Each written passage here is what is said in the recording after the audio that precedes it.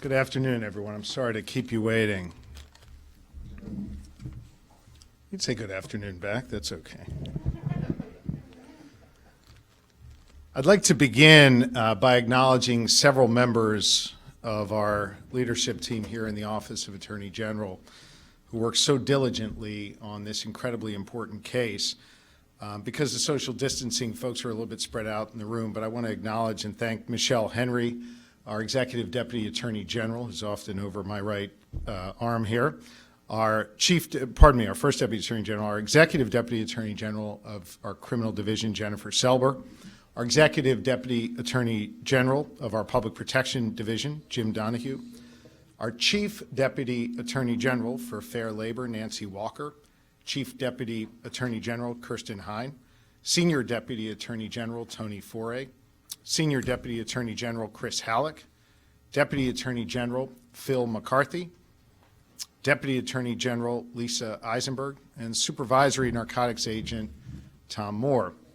As you can tell by the many leaders within our office, this is a big case and a complex case, and it required a lot of big brains around the table doing the work. And I'm indebted to them on this case and every day on behalf of the good people of Pennsylvania. In Pennsylvania, workers have a right to a legal wage for an honest day's work. And when these workers work on a project funded by the government, funded by the taxpayers, to build a bridge or update a highway, the law requires that they be paid something known as prevailing wage. The prevailing wage is a term outlined in the Davis-Bacon Act, which levels the playing field, ensuring workers make a fair wage for their work. It's not set by the employer, but rather by state and federal agencies. They calculate it based on where the project is and the type of work involved, and contractors must agree to pay that wage in order to do a state project. So say your construction company wins a bid to build a highway in western Pennsylvania and sets the prevailing wage at $30. Every single dollar of that $30 must go to the worker. Usually, one portion of it is paid in wages or take-home pay, and the rest is then paid in what's known as fringe benefits, things like health care and a retirement plan. So let me explain what that means in very real and practical terms for the highway painter in Center County. The prevailing wage for that job in Center County was about $39 an hour. That doesn't mean that the worker is seeing $39 an hour in their paycheck every 2 weeks. They may be earning, for example, $22 an hour in wages to buy groceries, pay the mortgage, do whatever it is that they do with that money. And then the question is, what about the other money, the other $17 on top of those wages for the total of $39 an hour?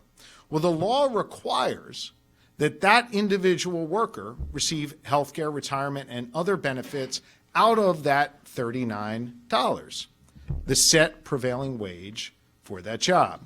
So while the ratio between the wages and the benefits may change, one thing always remains constant under the law.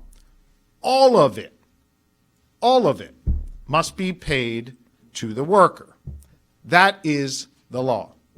We're here today because those laws were broken in Pennsylvania in an unprecedented manner. Today, I am announcing criminal charges against Glenn O. Hawbaker Incorporated, one of Pennsylvania's largest construction companies, for stealing more than $20 million from workers here in Pennsylvania. For over 30 years, this company has been responsible for billions of dollars in projects, including building hundreds of roads and bridges like the Wattle Road Interchange in State College and the Huntley Road Bridge in Erie County. From 2003 to 2018, Hawbaker was awarded, get this, $1.7 billion in contracts from PennDOT alone. During that time, they fleeced workers in order to put more money back into their pockets. They defrauded taxpayers who ultimately pay for these projects and cost honest companies a fair shot at these bids.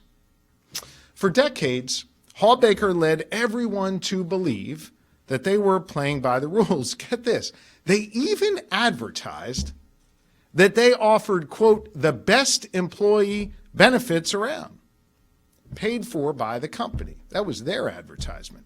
On paper, it actually looked like Hawbaker was going above and beyond for their workers. But it was all a lie. It was all a lie.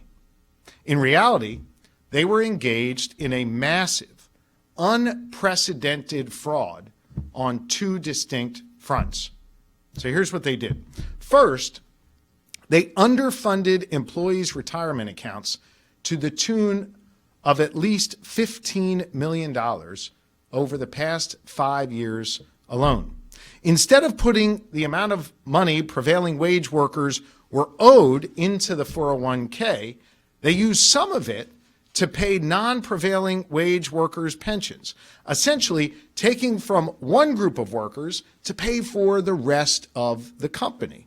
So here's how it worked, right? The guys doing the back-breaking work on Pennsylvania's roadways had their retirements stolen from them in order to go into the pockets of the C-suite executives. That's how the fraud worked. This left employees nearing retirement with much less than they had earned and expected to have had in actual contributions and growth over the years. So this left these workers, the workers doing the backbreaking work on our roadways, for example, with two really bad choices, right? Number one was to retire at age 65 with less than they had earned, or work another 5 years just to make up the gap of what was taken from them. They missed years because of that with their grandchildren and vacations and quiet days of retirement, working on hobbies and hunting and fishing and traveling and doing what it is that they had earned the right to do. That's how the first scheme worked. But you see, Hawbaker didn't stop there. The second way they increased their profits was to use phony billing to inflate the cost of health care benefits to further steal from workers and help their corporate execs. Okay, so think about the bill that comes from the hospital for, say, a $20,000 emergency room visit, right? If you have health insurance, you're not paying that $20,000. The real cost is about $2,000 on that visit. Except here's what Hawbaker did.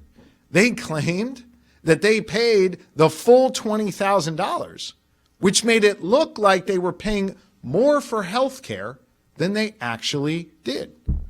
So now you're scratching your heads wondering, why did they do this, right? Well, here's why they did it. Because overstating the value of their health care plan allowed Hawbaker to report that they met that prevailing wage when they were only paying a portion of what was due to the workers and actually pocketing the rest. That's what they were doing. Here's some facts. The criminal complaint shows in 2018 that the company, Hawbaker, claimed it cost them $18.65 an hour to cover those health and welfare costs. $18.65. Want to know what the real number was? $6.67. And so recall, under our prevailing wage laws, they've agreed to pay the full amount of that to the worker. And it's a crime for them to keep that difference, that money, for themselves. So this $12 an hour difference that I just described, well, that belonged to the worker.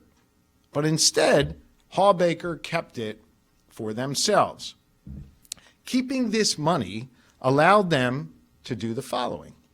You see, they could underbid honest companies by using the money they were stealing from their workers to offset their other costs, stealing from their own workers to then deny honest contractors and their workers the opportunity to do work for this Commonwealth.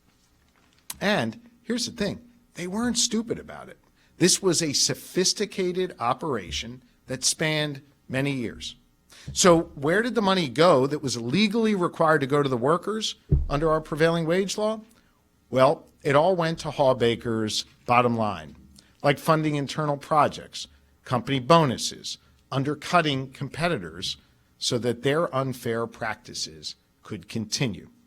They used that money that belonged to the workers as they saw fit, when instead it was legally required to go to those workers. We learned what Hawbaker was doing from folks with their boots on the ground, keeping a close eye on how contractors pay workers and making sure that workers get paid the wages that they earn. With the company's eventual cooperation, we meticulously went through their books and we found, and these folks found, that their numbers didn't add up. My team, who's here with me today throughout this room, combed through literally thousands of records, finding every trick used to illegally underpay workers. This was an extremely difficult and detailed investigation, and I'm incredibly proud of our team for seeing it through. Today, just a couple hours ago, Hawbaker was charged with 4 counts of theft related to violating Pennsylvania Prevailing Wage Act and the federal Davis-Bacon Act. Due to the statute of limitations, Hawbaker can only be charged on their wage theft back to 2015. Hear me on this. This is the largest Davis-Bacon prevailing wage criminal case in U.S. history. This is the largest Davis-Bacon prevailing wage criminal case on record in U.S. history. Our focus now? Well, it is on holding Hawbaker accountable for breaking the law and, most importantly, getting these workers their money back. To that end, I should note that the company has cooperated with our investigation and is continuing to do so. I recognize that thousands of people across Pennsylvania are finding out right now for the first time that they were a victim of this company's crimes. If you are a worker and you believe that you've been victimized, we want to hear from you. And we've set up a special hotline for you to contact us.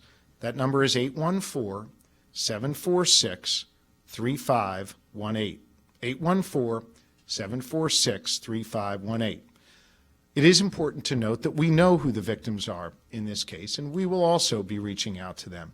But we do encourage you to call us, contact us, and share your story. Because these stories are the stories of real people. These stories are the stories of real folks throughout Pennsylvania. One of those workers was Harry Ward from Aaronsburg in Center County. Harry worked for Hawbaker for 30 years, the last 8 as a carpenter on a bridge crew. As Harry approached his retirement, he started getting concerned. He noticed on his statement that contributions were so much less than he had logged over the decades when he was keeping track of all of his work. So Harry went to PennDOT and finally was able to receive a breakdown of how the company claimed that it was paying its benefits. It didn't match up with the records that Harry kept for himself of what he should have been paid. Harry was short thousands of dollars in contributions that were never made on his behalf, not to mention the earnings and growth to the account that would have come from those contributions had they been made. Well, Harry, you were right, and I want to thank you for sounding the alarm. I want to thank you for sounding the alarm on behalf of thousands of workers across Pennsylvania. You're the hero in this story, and we're grateful to you. And, Harry, hear me on this. We are going to get you your money back. Protecting paychecks is a top priority of mine as Attorney General. It is why we created the Fair Labor section on my first day in office back in January of 2017, led by Chief Deputy Attorney General Nancy Walker. Pennsylvania workers needed a lawyer. and that's the role that we play on their behalf. But I want to say a word, not just to the workers, but to the employers here in the Commonwealth. I want to tell you that you are now on notice.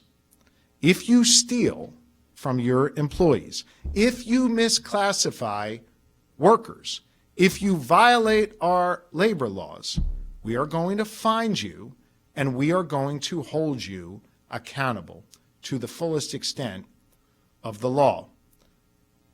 We will do all we can so that Pennsylvania workers receive the wages and the benefits that are owed to them under the laws of this Commonwealth and this country.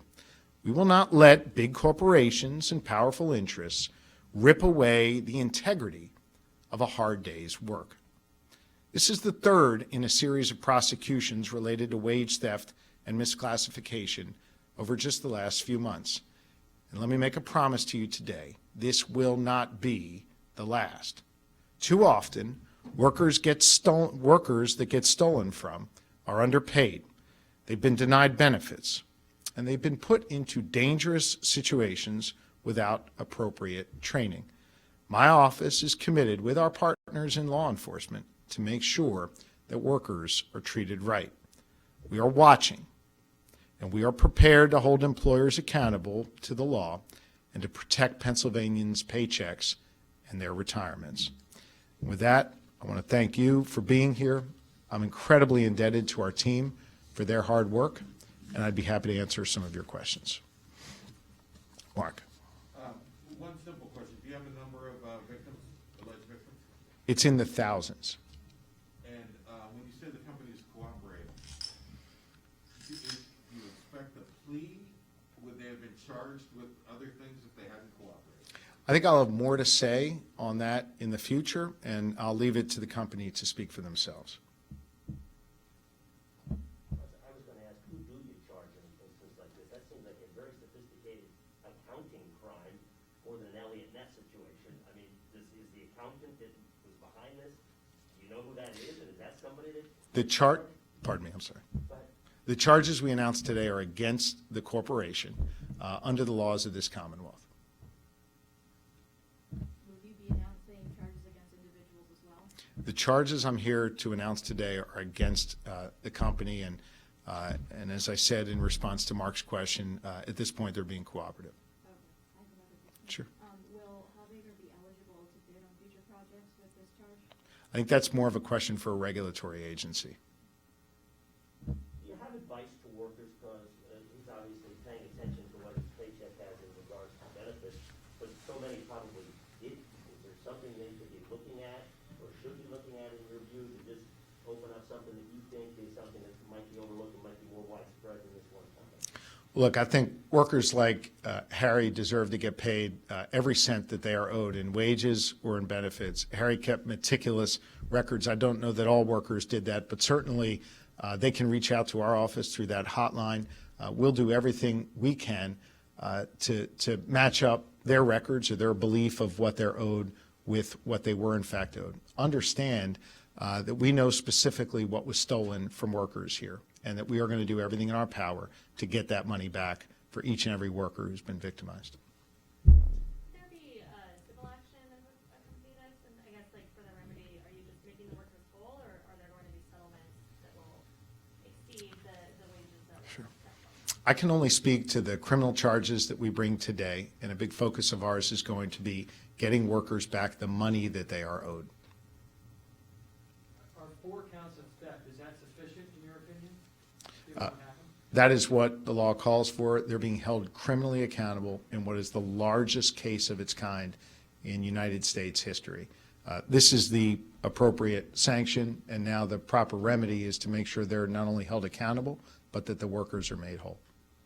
Do you have any reason to believe that these specific practices in terms of inflating the benefits and putting in charges that shouldn't be in it? Any reason to think that they were used by other companies, or is this something that was sort of allegedly developed by them, and you have no reason to think it's gone beyond them? As I said at the end, all employers in the Commonwealth should be on notice that we are watching, and we are actively engaged in several other investigations across the Commonwealth involving wage theft and worker misclassification. Was this a grand jury investigation? I'm not going to comment on that. I'll take the last question. I have an unrelated question. Can you take something besides this? I'd prefer not to, but sounds like you're going to ask it. Try. Okay. Can you talk a little about ghost guns and your efforts to get ghost guns off the street? Sure. For years, we have been sounding the alarms about ghost guns. These are guns that essentially come in two parts. They can be easily snapped together and assembled into a working handgun. The difference between that and a handgun you would go buy at a gun show or a gun store is that when you buy it in two parts, it's not considered a firearm, and thus it's not subject to a background check. And so our agents have done an extraordinary job tracking the conduct that's occurred at gun shows across Pennsylvania, where people oftentimes who were prohibited purchasers would literally show up at a gun show with duffel bags, fill them up with these ghost guns, buy guns when they otherwise would not be permitted to buy one because they would fail a background check, take it back to their communities, and they'd be used for criminal purposes. We have acknowledged that these are the weapon of choice for criminals, and indeed back in 2019, using my authority under the Commonwealth Attorneys Act, I issued legal guidance to regulate them as firearms, not to deny law-abiding citizens the ability to buy one, but just to subject them to a background check. I was promptly sued by the gun lobbies, and that's going through the legal process now. What President Biden announced today is something we've been pushing for with the prior administration and this administration for quite some time, and that is for the ATF to step in and promulgate regulations regulating ghost guns as firearms, thus subjecting them to background checks.